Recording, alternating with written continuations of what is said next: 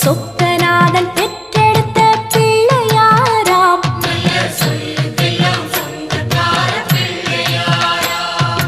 கைலாய மலைய விட்டு தெற்கே வந்தாராம். இந்த பிள்ளையாரு பட்டி கண்டு இருந்து விட்டாராம்.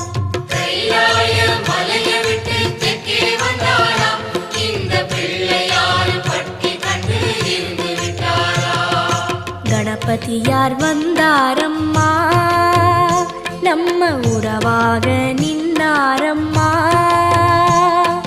கணபதியார் வந்தாரம்மா, நம்ம உறவாக நின்னாரம்மா. சொக்க